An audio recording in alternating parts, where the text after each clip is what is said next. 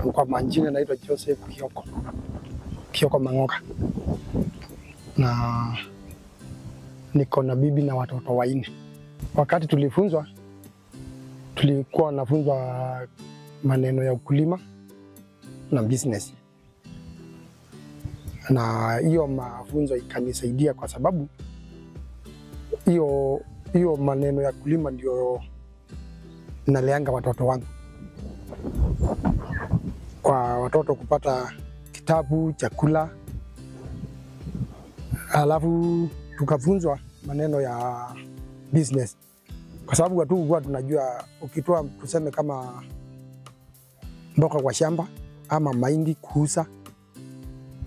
Sasa wakati tulifunzwa maneno ya biashara ikanisaidia, kwa sababu tulikuwa tuseme kama wakati wa kutoa cabbage tulikuwa ni kama tunawatia watu bure, lakini kwa saa hii na kama tuseme kama yenye saa hii nimetoa kwa shamba, niliona imenisaidia, na imenisaidia kwa sababu ile faida nilipata na ile nilikuwa napata mbeleni sio kama saa hii.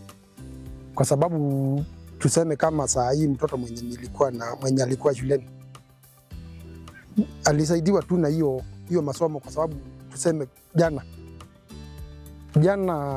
kwa hiyo masomo ilinisaidia, kwa sababu jana nimeripoti college.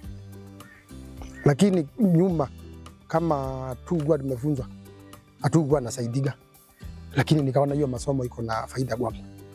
Inasaidia familia yangu na wenye hawakufunzwa, kwa sababu tuseme kama juzi ilikuwa mahali inaitwa Wote, na Wote tulikuwa naenda kufanya kilimo, maneno ya kilimo. Sasa wenye tulisomea tukawa hata sisi ni kama tunaenda kusomesha, kwa sababu wenye wako huko hawajui maneno ya kusoma kama sisi. Sasa hiyo wenye tunaenda kusomesha lazima watulipe, watutafutie tu mafuta ya kurudi na watulipe lunch. Na kama tungekuwa tumepata mafunzo kama hayo, ungeweza kwenda kufunza mtu. Sasa kwangu nikaona hiyo kwangu ni faida.